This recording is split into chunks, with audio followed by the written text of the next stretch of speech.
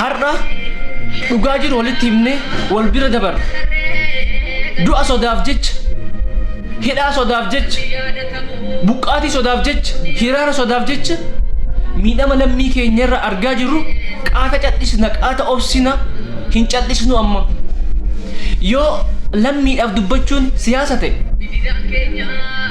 yoo oromoon du'aatii irra haa dhaabbatu jechaan siyaasa ta'e yoo mirgi keenya haa kabajamu jechaan siyaasa ta'e yoo oromoo hin hiraarfamin nam daangaatti cabsee diini isan ajjeesin faannoodhaan hin ajjeefimin nafxanyaa yeroo kamiyyuu oromoo ajjeesuun qabdu ka jennee gaafannu ka siyaasa ta'u ta'e hunduma keenya lafarraa fixan kuni murannoo isa dhumaati yoo ka didan taate ammootu hin deebisna waan keenya deebitee bari roorroo of qopheessi yaa qeerroo jedha Jaafar Yusuf ni deebisna waan keenya hoote itti gannu dhiiftan yookiin ajjeefamne akka ilmaan ijoollee qeerroo salaale kaleef dheengadda mucaan kichuun akkasi qalame isaaniitti qalamnee lafarraa dhumanna malee dhugaa ummata keenya akkanatti obsinee bira dabarru yakki amma daanga darbe maali ani ka gaafii natti ta'e dhaabbileen mootummaatii fi miti mootummaa qaamni anga'oonni kamillee dubbii kana haa dhaga'u gaafii kiyyaaf ammoo deebiin silaa gahaan hin jiru deebii gahaan barbaada oromoo irraa barbaada garuu maaliif jennaani kan lammiin keenya akkana qalamaa jiru kan lammiin keenya akkana ajjeefamaa jiru kan haadholiin akkanatti du'aa jirtu kan qe'ee irraa buqqa'aa jiru daangaa nuufaa eeguu daangaa keenya eegaa qaama keenya jenne birri raayyaa ittisa biyyaatiif yeroo hunda qeerroo ummata Salaalee irraa ummata Arsii irraa ummata Harargee irraa ummata Wallaggaa irraa ummata Walloo irraa Baalee irraa guuramu eessa dhaqe daangaa nu waa'ee hiduu fi raayyaa ittisa biyyaati enne qarshii kana ilmaan keenya haadholee teenya humna hin jirreen abbootii keenya humna hin jirreen qabanii birri irraa guuranii 500 1,000 humna hin jirreen boochisanii irraa guuran raayyaan ittisa biyyaa kun tole jennee wanti fudhannee gargaara raayyaa ittisa biyyaa daangaa keenya eega qaama keenya jennee wanti itti fuunee kennaa jirruuf bar wanti boonnee osoo boonnu ofitti qabnee kennaa jirruuf qaama keenya daangaa nu eega du'aatii keenya nurraa eega diina nurraa eega jenneeti malee deebi'ee dabarsanii akka faannoodhaaf nu kennaniifi miti har'a mootummaa qabna osoo jennu eessa jira mootummaan gaafa faannoon daangaa dabarte ummata keenya kana qaltu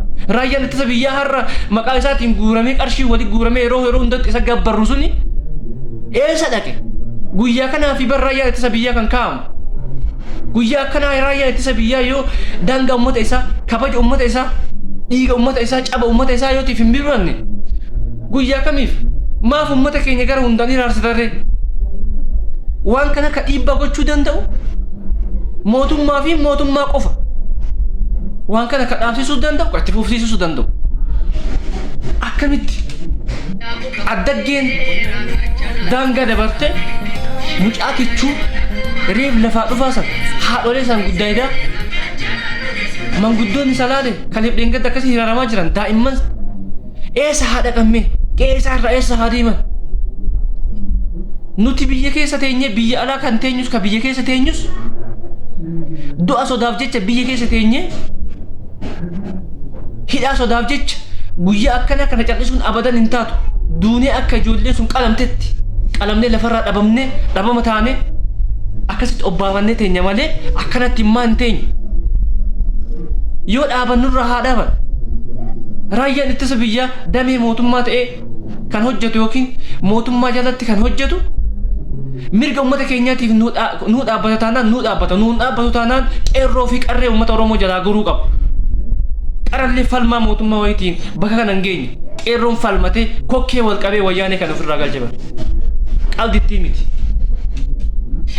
dhaabbatuu qaban ummata keenyarra hindi akkamitti mootummaan keenya sabboonaadha qaama keenya hamma tokkotti maqaa Oromootiin angoora nu jira Oromoodha jennee osoo qabnu akkamitti daangaa kana waan daangaa nu darbeetiin addaggeen wanti muka keessa deemtu inni faannoon hidhatteetiin jettu gaafa bar Yamillik Zamashaa jedhaniitiin gaafa dhaadannoo dhageessisan osoo wanti sun gaafa Wallaggatti muramee dallaa warra fannifame gaaf san osoo mootummaa waan san daangaatti godhe har'a mucaa kana irra dhaabbatanii faasii fi albeedhaan akkanatti qalanii nutti agarsiisan. Ummanni baay'atu kun hamma yoomii tuffata, hamma yoomii imimmaan bichaa buusa, hamma yoomii bo'a. Hin boo'inaa fafa. Xiqqaa guddaan isaa akkas nu godhanii akkas maaf bo'aa? Nuti dhiira qeerroodha bakka. Saba baay'eedha, saba bal'aadha, saba guddaadha. Maaf bootta? Gumaa deeffachuu osoo dandeettu maaf bootta? Ilmoo xiqqoo miti, guddaa miti, xiqqaa miti. Abbaaf haati kee yoo duute hin boo'in. Boo'insa keenya kan arganii barqarayyuu assaayimentii biraa qopheessanii ammallee deebinee guyyaa guyyaan akka miidiyaa irratti Oromoo silayyuu nuti Oromoo taane wanti ittiin tuffatamnu keessa wanta dagadhaan ajjeesaa jiru keessa waan nurra raawwatame qofaaf boonnu. Garaa gadi dhannee dhiirummaa keenya qabannee xiiqii keenya qabannee gumaa gaafachuu hin beeknu. Yeroo hundaa waan nu godhan irratti boo'uudha, hinqirfachuudha, hintaltachii bootti. Dhiirri achii boo'a, guddaan achii boo'a, akkas nu godhan, akkana goona jedhi. Akkas nu godhan hin jedhin. Akkas nu godhan jettee hin boo'in. Akkas nu raawwatan jettee hin boo'in. Hin gaddin. Hoccuu uffanneetiin olii gad deemnee bichaan uffakkeessuu bichaan viidiyoo bareechifnee bichaan boo'uun hin fayyadu. Imimmaan hin boo'in. Xiiqa yaa ta'iiti gumaa baafachuudhaaf deemi malee. Ilmoo xiqqishuu hanga ilmoo re'ee maan taane sanumaan gumaa baase. Sanyiin jaraa sanyima waan ta'eef. Hamma yoomii bootta? Borus imimmaan kan akka ati boottu waan beekaniif borullee waan biraa fuudhanii ajjeesanii sitti agarsiisan. Silaa ati boo'icha malee waan biraan beektu waliif raabsita. Kana rakkoon kan kennu. Yoomuf beekna yoom gumaa baafan? Sabni kun bal'aadha bara. Gaafa kayyoo argitan Tigraayitti. Kutaan hammas diqqishuu suni unkuramtee waraanaan taankiidhaan lafaa fixanii kun buqqa'ee biyyoota Afrikaa keessa faca'ee hagattiin hafte sun xiiqoytee gammoojjii sanii gaddachaatee nama muraasaan akkasitti garaa ofii hidhattee dhagaa keessa ciciiftee humna ofii jabeeffattee gaafa kaan daangaa Amaaraa cabsitee guyyaa takkitti nama 200 gumaa baafattee dachaate. Kutaan hagattii sanii baay'inaan Oromoo gaa Oromoon hadha yoo xiqqaate miiliyoona 60 oli. Miiliyoona 60 oli.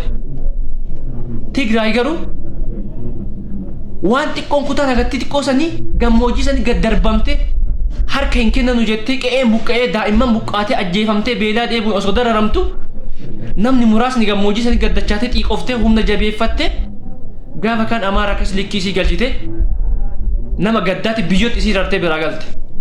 Argitanii jirtan dhiirummaa jechuun akkas. Sabni bal'aan kun haga yoomii bu'a?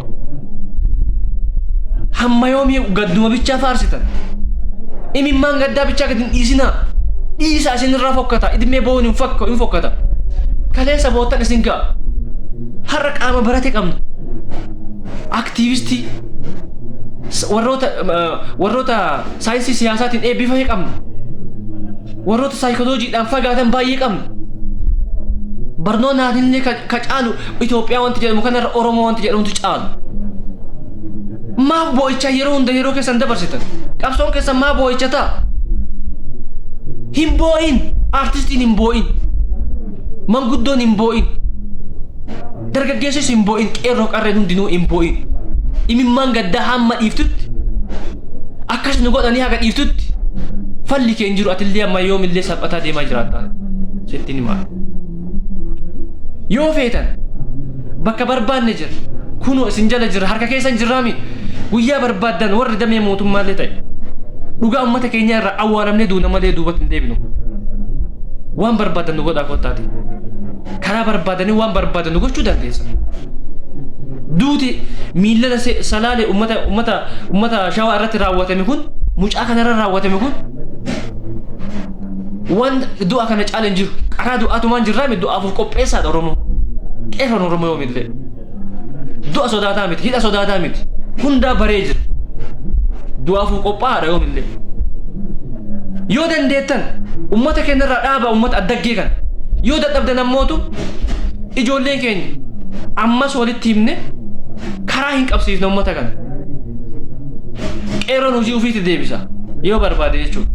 Hammana kana ka wali uf qabanneef hammana kana ka qabanneef mootummaan kan keenya Oromoo kan keenya yoo dubbatus afaan Oromoo nu dubbata yoo haasawus nu amansiisuu danda'a. Har'a maqaa Oromootiin aangoo irra nu jira jennee kan nuti hammataa jiru waan kana nurraa dhaabaan jiru taanaanin maal irratti yeroo hunda hadaamii olla agamsaa jedhan sammaaf ta'an fala nu gootu taanaan akka mootummaatti dhaabbileen mootummaa kamillee mootummaan humna qaba dandeettii qaba rabbii gaditti ammoo mootummaan ummata kanaaf isatu hoogganaa rakkina jiru cimina jiru hunda isatu hoogganaa isatu beekaa waan kana nurraa dhaabsisaa yoo dandeettan nurraa dhaabsisaa yoo dhaabsisuu baatan ammoo itti gannu dhiisa isin bira dabarree isiniifuu hin dhaabna waan sannaan gasanitti walitti himne malee qeeroon Oromoo hin kabaje malee hin callise malee osoo ol ka'ee amma ibiddi inni buusu balaa deebisee dhaamsuu hin dandeettu yoo dandeettan ajjeecha ummata keenya saamicha ummata keenya gudeeddii ummata keenya nurraa dhaaba nurraa dhaabdattaanaan nurraa dhaaba kan boottu amma boo'icha kee dhiisi ejjennoo kee itti fufi xumuradheera hamma yoomiiti.